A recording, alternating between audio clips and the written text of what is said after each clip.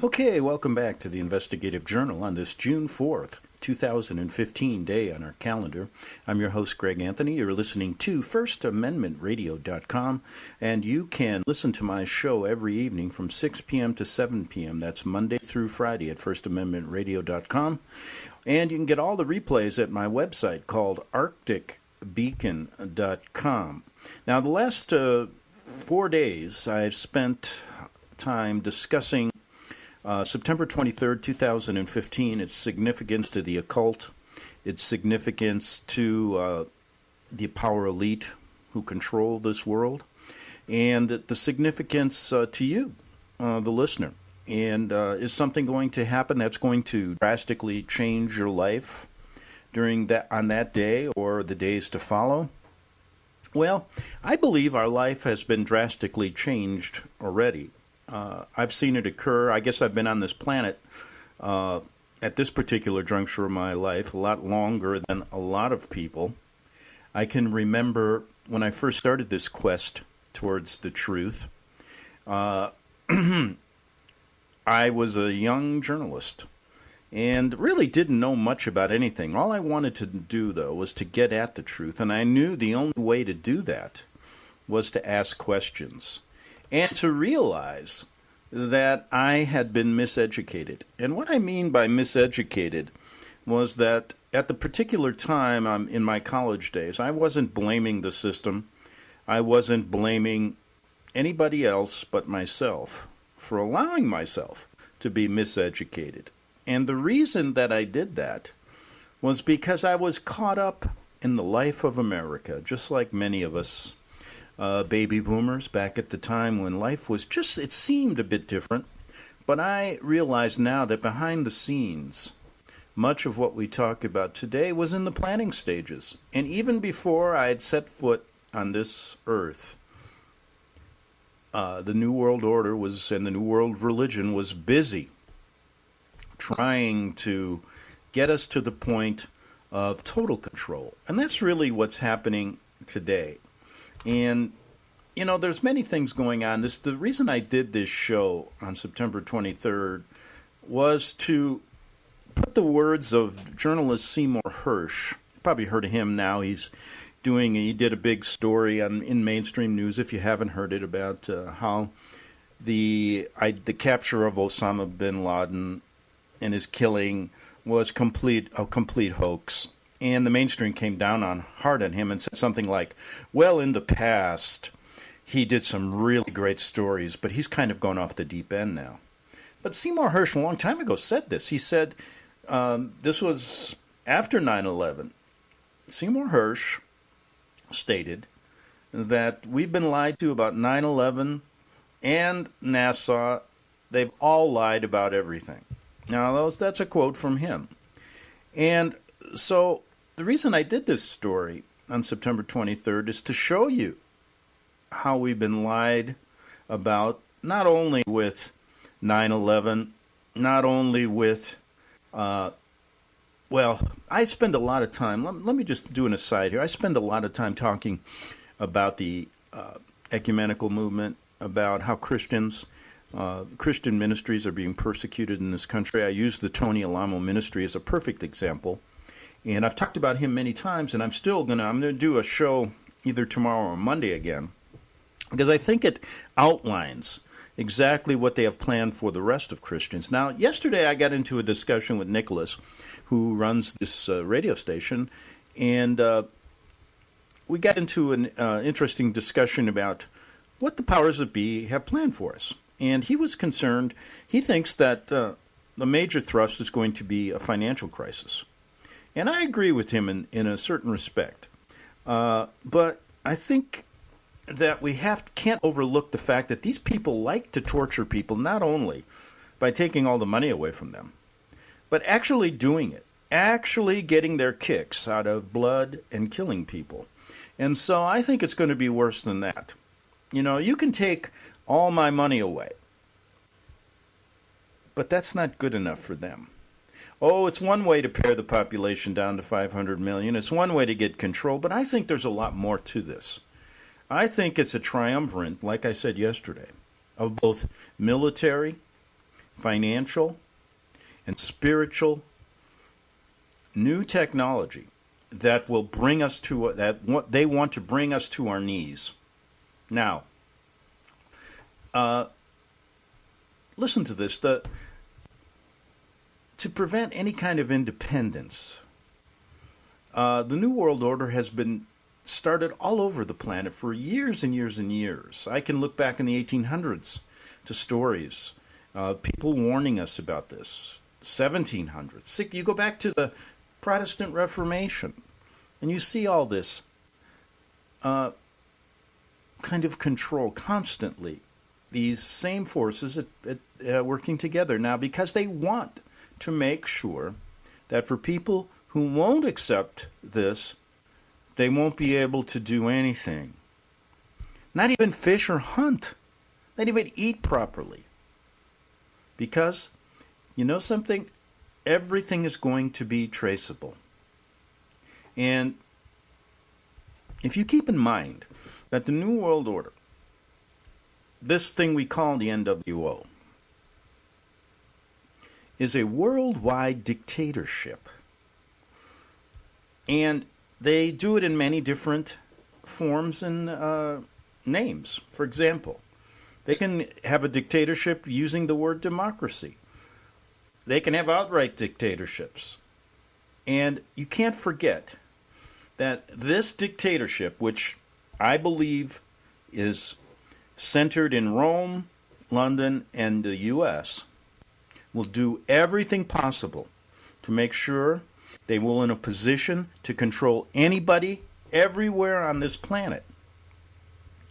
And that's what this new technology they're putting out these days, and they've been perfecting for years, is all about.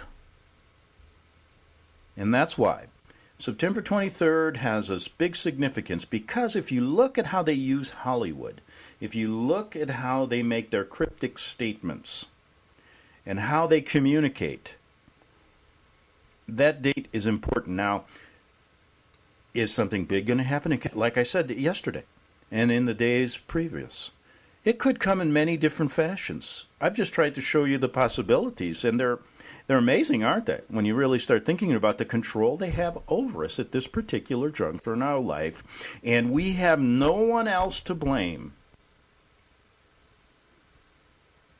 but ourselves.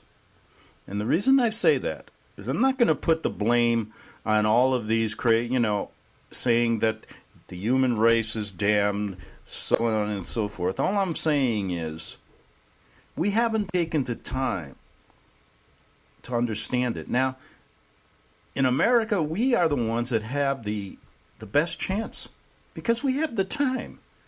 But we have become a group of people in general, and I'm not saying there are exceptions, and I've talked about them in every realm. For example, there are people out there, and I'll show you some today, that aren't accepting what's happening in every area.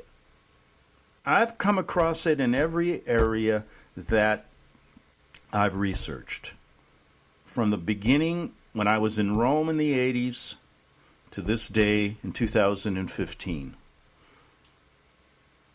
And there's always a small group of people in each area that really search the truth out, and then there's always this large group of people that don't really care, listen, and are controlled like sheep and walk right to the slaughter. And what I mean by slaughter is not just a physical slaughter, but a mental slaughter. Because your minds have been taken away. What sense is there to live if you cannot have your freedom to meet your Creator on your own terms, through the help of people that are honestly seeking the truth? If you can't search out the truths of the earth you live in, search out the reasons behind the wars, to understand where these all came from, and then have some type of say in the government that you supposedly put into place to take care of the problems you can't. Now, every one of these things I've mentioned, has been taken over by the people we talk about. The Vatican has taken over your spiritual well-being, as they say. Now, anybody who opposes them, like I've shown with the Tony Alamo ministry, ends up spending 175 years in jail like Tony did and railroaded through the court system, like I've tried to show you. Now, I have a bit of expertise in that area, probably more than I do when I start talking about the shape of the earth and science and all that stuff.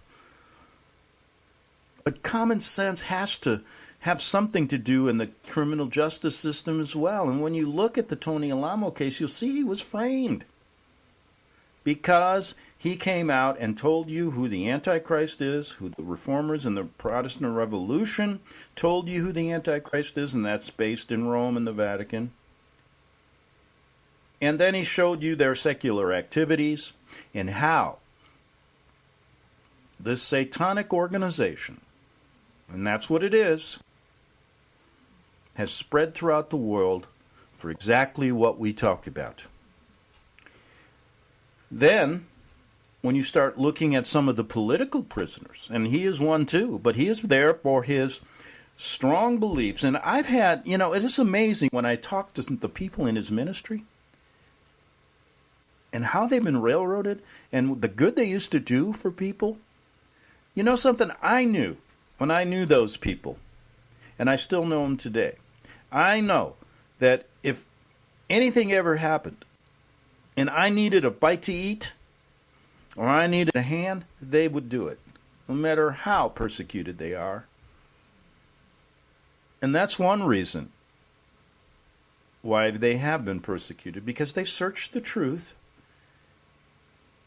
and they actually try to do things on this planet that help others without a hidden agenda, without anything else. And I know there's a lot of Christians that listen to this radio station who do the same. And I'm telling you who's persecuting you and how they're doing it in so many different ways. And so the point is, where do you stand today? How did you get to where you are today? Where did you come from? When did you first start searching for the truth? And how has it unraveled in your life? And that's really an important question for all of us. Where have we come from, and where are we going? And where are we at now? And although that question has so many different branches off the tree, you can look at it from the point of view of your own life, your life, your family, things that happen to you every day. But you can look at it the big picture as well. Where did you really come from? Is it as NASA says, this God of science that they've created that is based on, guess what? Sun worship. Now, yesterday, I mentioned that we were talking about where did this idea come that we live on a globe?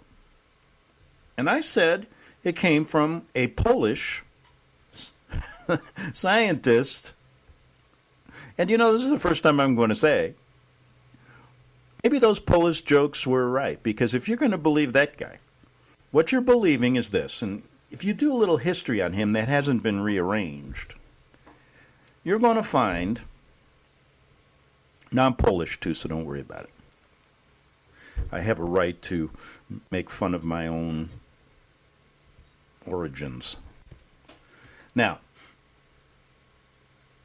Copernicus, way back when, was the first one who started to push this idea of the globe, although he based it on, he was an occult member. He was basically a sun worshiper. He wanted to figure out a way to put the sun as the most, this is the most important thing in your life. Not the creator who created who created this earth as the center of the universe, and you as the most important creature ever created, to tend to this beautiful country, this beautiful land we live on, the beautiful animals and the beautiful plants and all these great things that could have so much. Imagine if we could eat good food, have good water, and imagine if we had animals that lived in a wholesome environment. how this world would be? Now, we'd even be able to think better.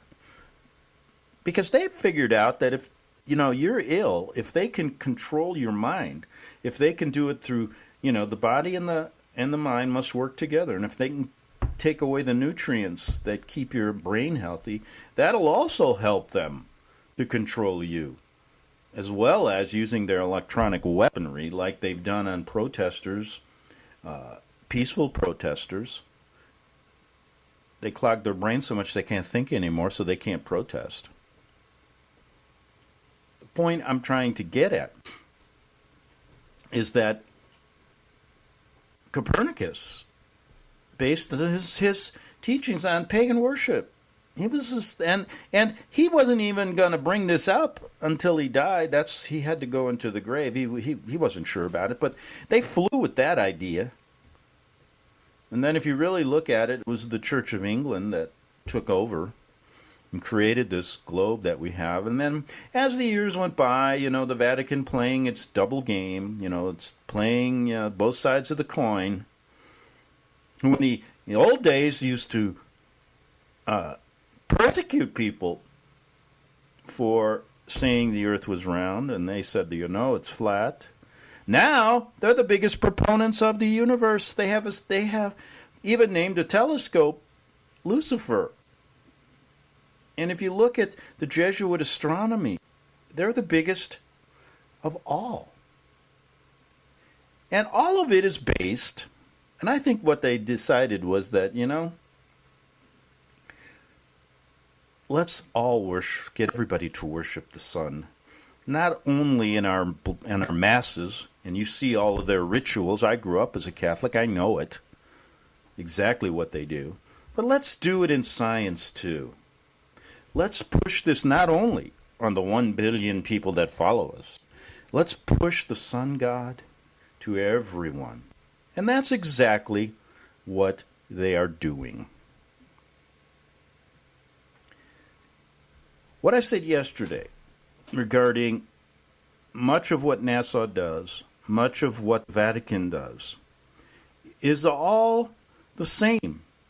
You sit through a Catholic Mass and you see what these signs and symbols that they have really mean.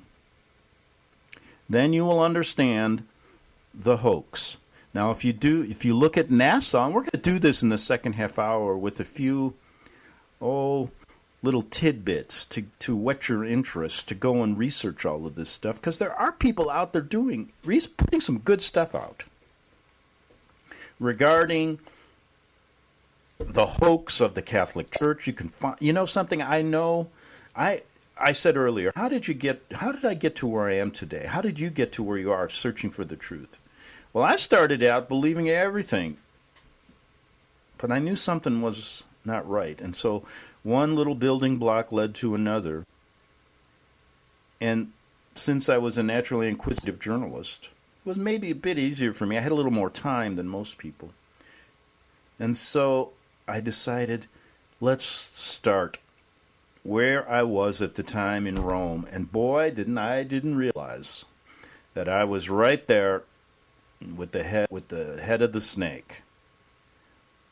And honestly, it was a piece by piece, bite the elephant one by one to get to where I am today. And there's still a long way to go. This elephant seems to get bigger and bigger the more you get to know the truth.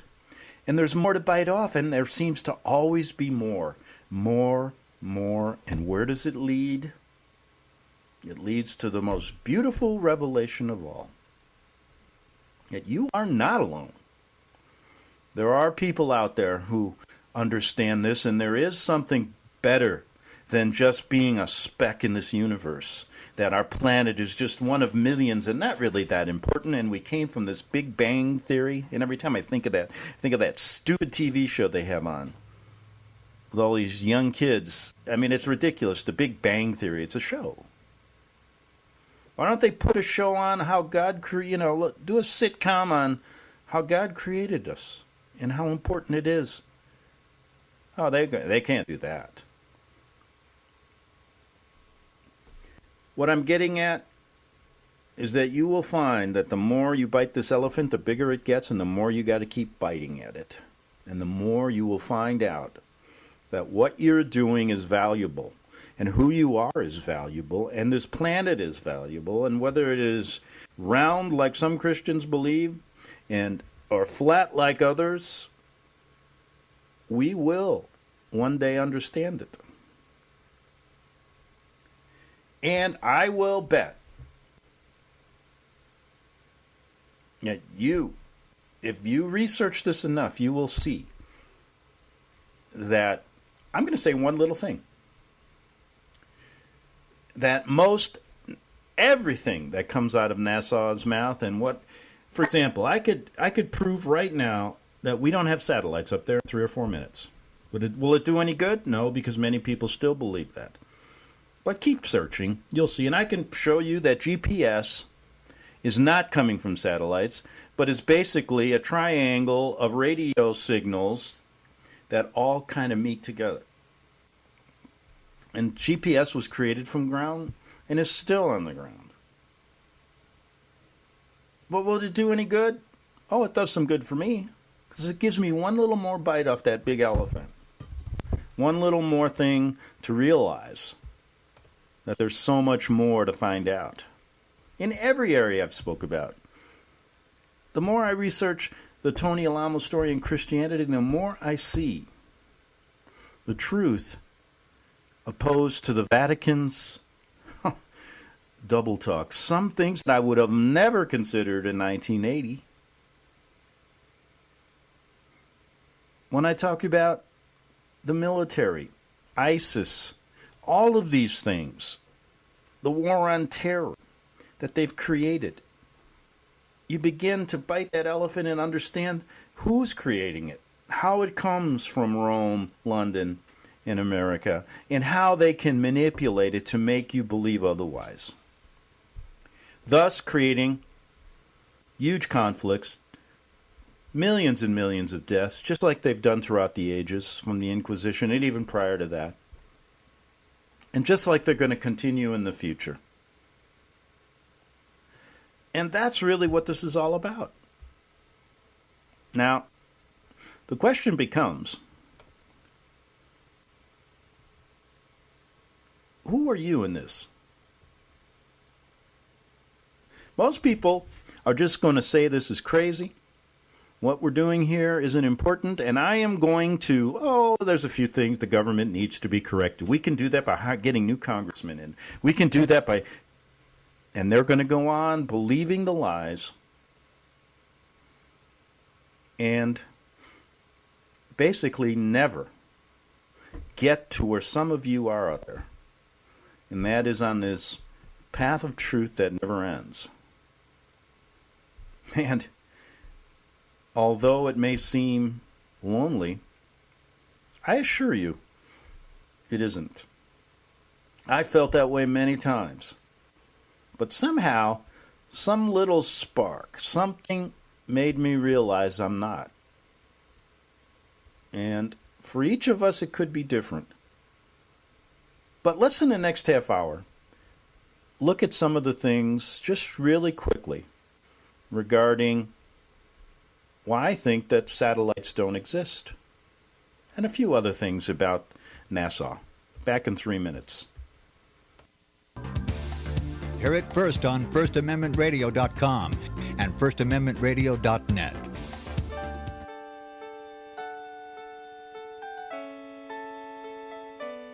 The program you are listening to is 100% sponsored by you, the listener, on this First Amendment Rights Media channel. You will notice that there are few commercials on this radio network. There's a good reason for that. Corporate advertising dollars come with strings that limit program content. So without your help, these programs cannot continue on internet or our several affiliates.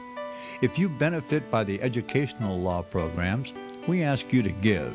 If you are admonished or nurtured by the Bible and ministry programs, we ask you to give. If some voice a cause that you are passionate about, we ask you to give. If you believe in any of these, we ask you to support them as you would a missionary on a continual basis. as if giving a tithe for missionary radio. These programs are not commercially viable and must be supported by those faithful to the cause of truth. Look for the button to sponsor your favorite programs at our listen and schedule pages on the internet. Then, when you subscribe, we will send you the last quarterly MP3 CD of that program immediately, and continue to do so with each new quarter. We will also give you unlimited archive access to all of our programs. We're asking you to give much less than a tithe, so that you may also send support directly to a particular program host, cause, and anywhere else the Spirit may lead you. Do all to the glory of our God and Creator, for His holy nation, the only kingdom that will last forever. Thank you for listening.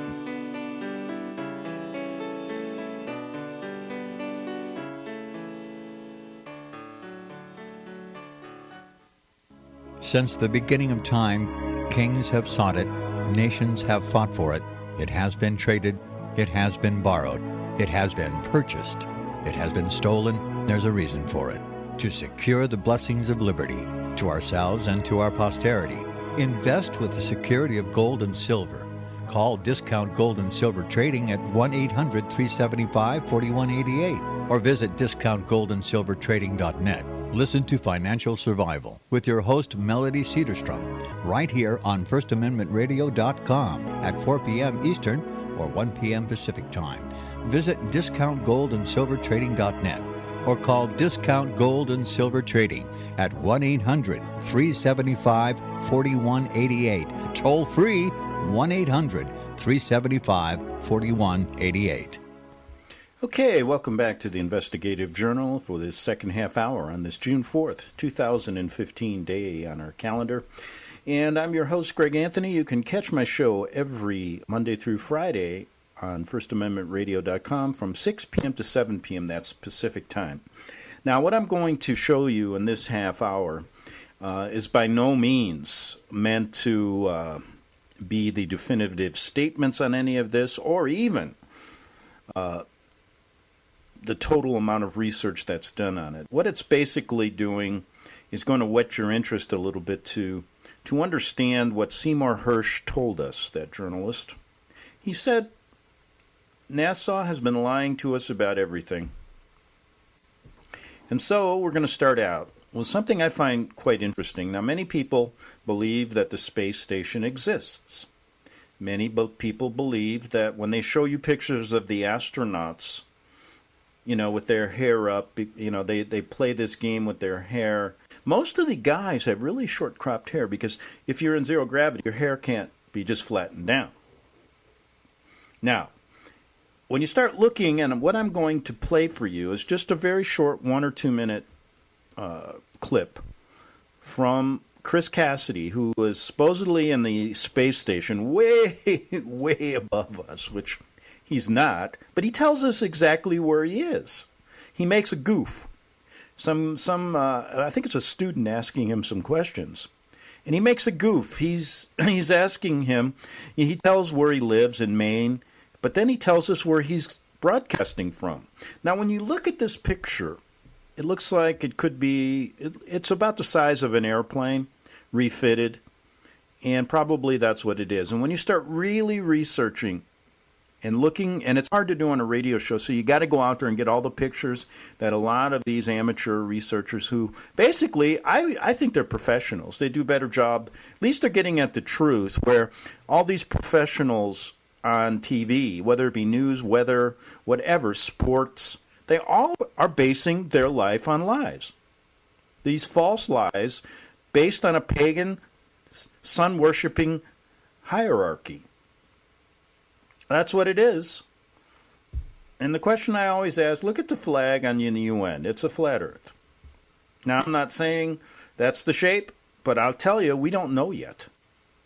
But anyway, is there a possibility these space stations don't exist? Yes.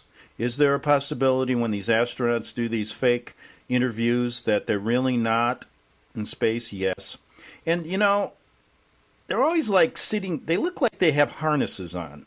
And that's exactly what they do to keep their feet up the ground. And then they take out, the CGI takes out the harness coming down. And you'll see that they've made mistakes if you start really researching this. And then when you start seeing the pictures of the space station, and it's all computer images. The way they built that space station, it looks like an erector set that a kid 7 years old built. They wouldn't build it that way.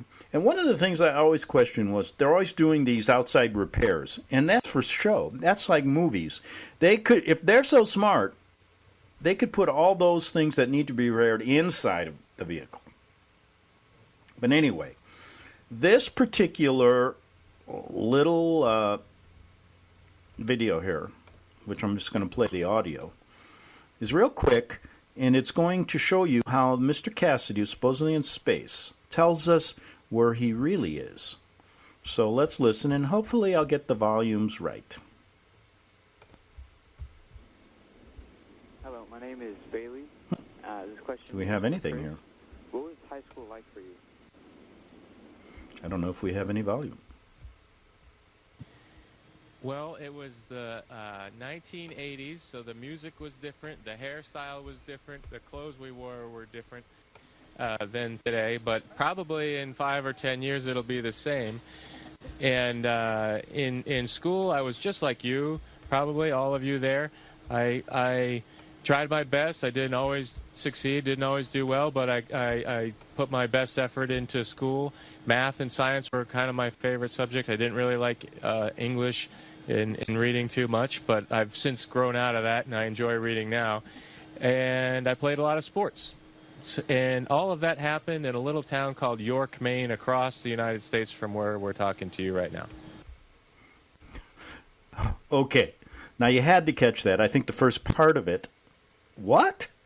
He just told you that he is broadcasting from across the United States where we are now. I thought they were in outer space. But they're probably doing this flying over California or even in some kind of vacuum created on some movie set.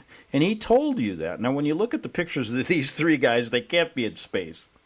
They look so well-groomed, and they look like they've got makeup on. It's incredible. And that little goof, if you watch this thing, and hopefully you caught the end of it, the first part of it, I didn't have the volume right, but I think you heard the rest, the main portion. What happens is he's looking to the director, whoever, and he's got a sad face then. He's kind of staring over, and the director's probably going, "What the heck did you say?" After this innocuous question from a student about his high school days, Chris offered some unscripted information about where they are really filming, which makes the jovial space case seem pretty stressed out. And that's what he looked like afterwards. He was pretty stressed out after he realized what he said. Because he said, at 56 seconds into this, go to the NASA hoax ISS astronaut Chris Cassidy accidentally admits they are filming in the USA, which happens probably in California somewhere. Oops, across the United States from where we are talking to you right now, after he said he was born in Maine. So there's just one little goof, and you'll find millions of these goofs if you really look at it, making me believe that they don't exist. Because if they did, they wouldn't have to do these cover-ups. They wouldn't have to film it somewhere. You wouldn't see. You know, I've told you many times, there's people that have caught, that watch these things. That's why they have to be very careful now. Back in the old days, in the 60s, they could do what they want because people just had their old black and white TV or whatever. But now we got a lot of people out there that are catching on because they can't fake it. They have to get better and better and better and better. But still, the masses will believe it. But one of the things interesting, go to some of these where they're actually spacewalking and you see the bubbles, which mean they're underwater. And then you'll see sometimes you see the scuba tanks. And I'm going, why are scuba tanks up in space? Well, you figure that out. Maybe they have to be up there. I don't know. I doubt it, though. But anyway, satellites, folks, are fake. Now, how do I know that? Well, I don't particularly know it, but I'm going to show you, maybe a couple little things that can kind of make you think about what's really going on. And in this short little clip, let me see what it is. Satellites are a hoax, and the flat Earth is easily proven in 4 minutes. Well, I don't know about that. Like I said, I'm just presenting some of this stuff to whet your interest so you go at it a little deeper and really get, if you can prove that it is, I'm wrong, or this video is wrong, I'm still searching it out. I have an idea that we've really been deceived even about the shape of our Earth. But let's see what this one's all about. International Space Station, can't you get a photograph that has all these little dots that should look like lice all around the Earth's outer atmosphere? That's one issue, but also the temperature. They tell us the thermosphere is 2,000 degrees Celsius. Well, what metal is going to be able to withstand that kind of? What computer can survive in that environment? Yeah, that's right. Those are two more good points for why satellites, well, we shouldn't just assume that these things exist just because people say they do. If you want to be scientific and you want to be a real skeptic, you want to be a critical thinker, then you should only accept things that you can verify with your senses and with evidence yourself. So, people think it's crazy to believe that satellites don't exist.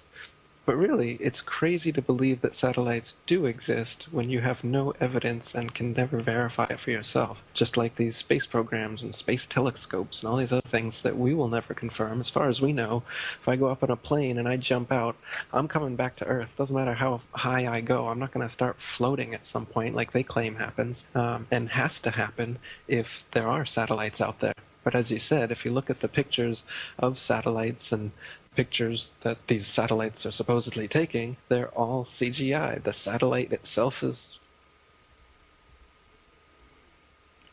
Okay, now I'm going to give you a little bit of information. The Isle of Wight, W-I-G-H-T, lighthouse, is 180 feet high. Now think about that. All right. Now I have been I've chartered boats before. I've lived on boats. I understand a little bit about dead reckoning and a lot of different things, so we're going to talk about this.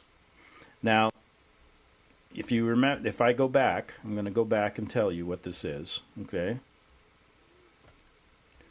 That's what we call it. But Let's move forward. And we're talking about the Isle of Wight.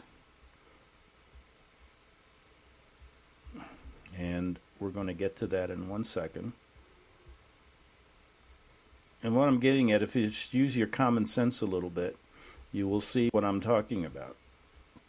That it's really difficult to understand how we've been brainwashed to believe this because we don't use our common sense anymore. And this little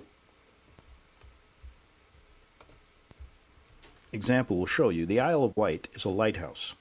It's 180 feet high, and the light shining from it can be seen by ships up to 42 miles away.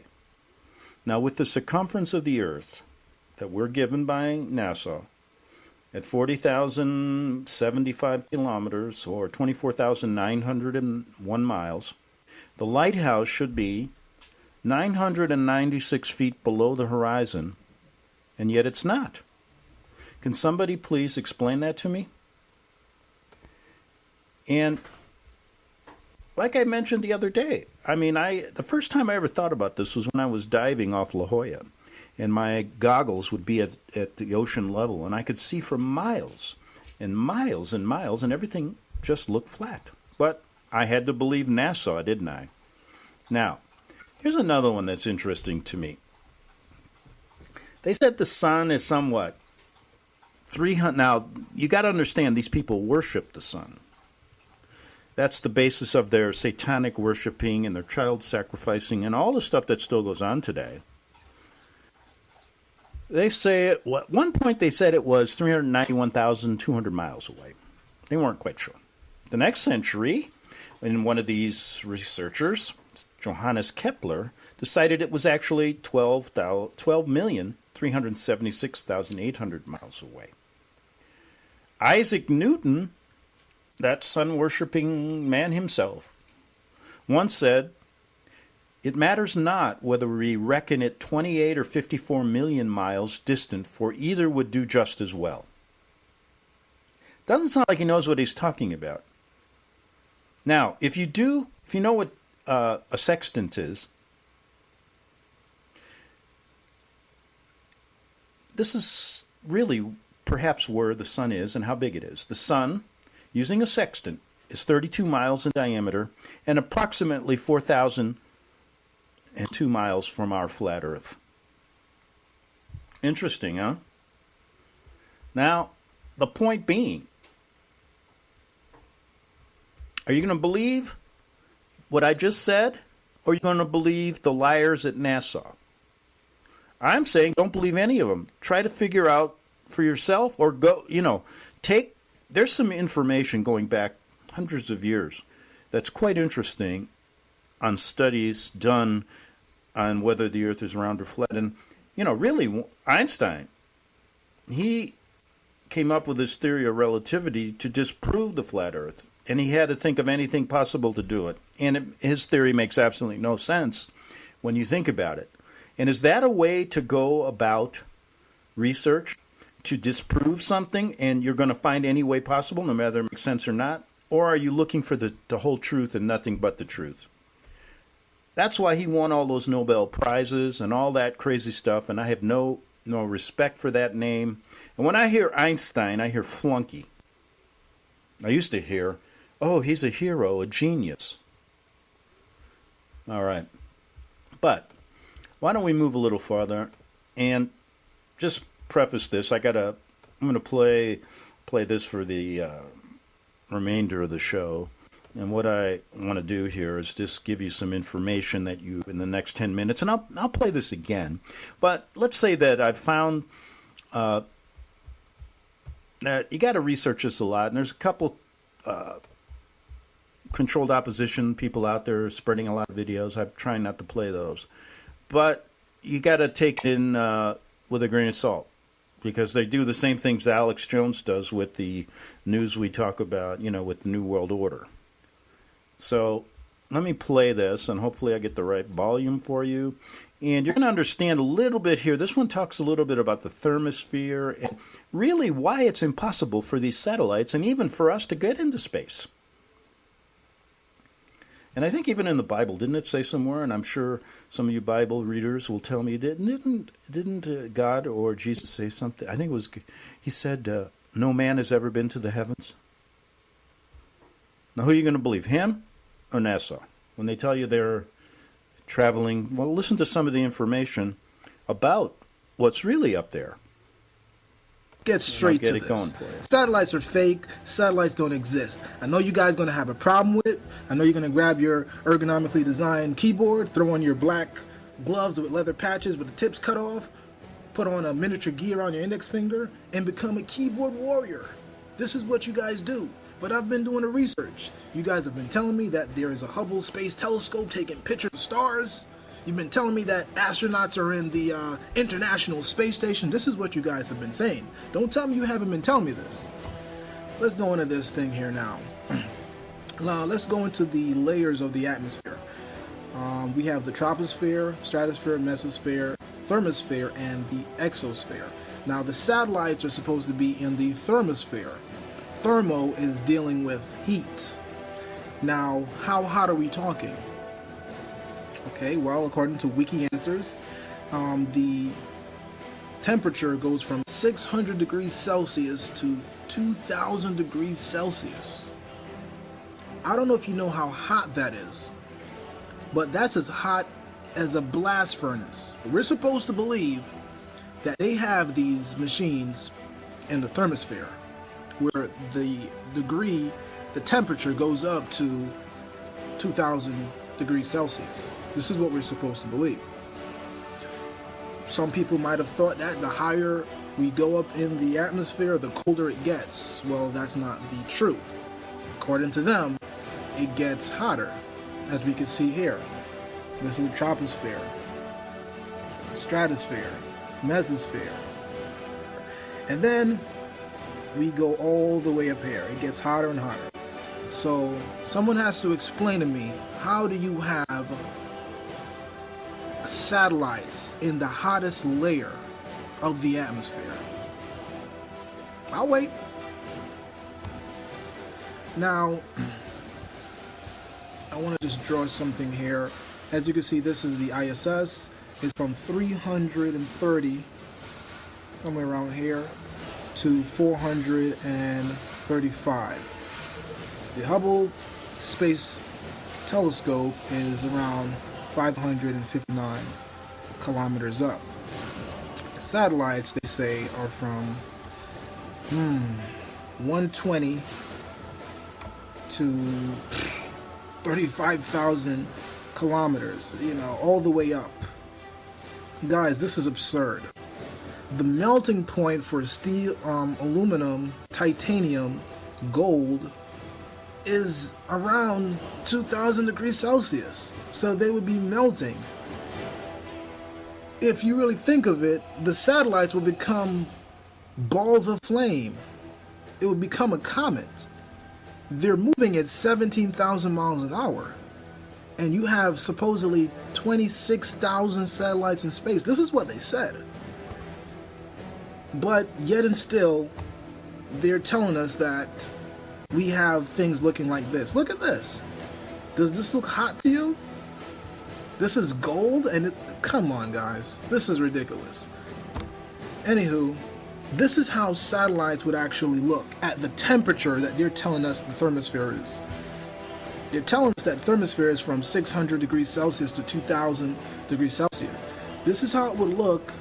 This is how the Hubble telescope would look at 1,200 degrees Celsius. This is how it would look. This is how it would look from 500 to 1,000 degrees Celsius. Guys, this doesn't make any sense. This is fantasy. Here you are telling me that you got satellites taking pictures. Just please send me footage of a satellite. Now here we have a blast furnace. As you can see, a blast furnace, the temperature is from 2,000 to 2,300 degrees Celsius. With a blast furnace, you create iron from putting ore into it, and then you blast it with air. This is how this is how the satellites would look if they were really in space, but they're not, because they're fake. They don't exist. Have you ever seen what a satellite is supposed to look like? You have computer graphics to show you what they look like. And satellites are supposed to be past low Earth orbit. Look at how far GPS satellites are supposed to be. There's even satellites in an orbital state in geosynchronous orbit that are very, very far away from the Earth. So not only are you looking at computer-generated images right now, you're looking at computer-generated images of the Earth. When satellites are supposed to be past low Earth orbit, wouldn't it be kind of cool to have a real picture of the Earth for these illustrations? Satellites are supposed to be past low Earth orbit, and by now there should be thousands of pictures of Earth from space. Why would you ever substitute that for fucking computer-generated crap?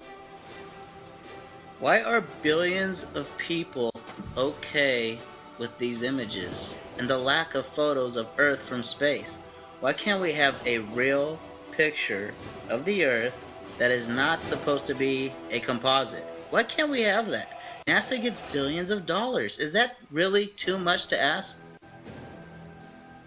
Now here's an image of the Earth that people use all the time. It is not even supposed to be real. It's a composite, and it's been shown how this is made. And there's several images from this composite model that are presented as images of the Earth from space. They're not even supposed to be real. They don't... Okay, they're not real. I'm looking at them now. And let me tell you something. He asked a good question. Shouldn't we expect more for our... How many billions of dollars have been spent and we're getting computer images with all these satellites up there and all these space stations. To me, something's up in Denmark. It doesn't seem real, and they're hiding something. Now, how many of you are going to still believe it? I don't know, but that little video that I played is just the beginning of what you can find out to make up your own mind. Go to Satellite Hoax, Satellites Do Not Exist. See what you can find out. It's an entertaining day. It's better than watching something on the tube. And let me tell you something. You may find out something that will give you a little bit more impetus to go after all of the truth. And there's so much more to find out. We'll be back tomorrow searching even farther to determine really what the New World Order's up to and what type of planet we really live on. Good evening.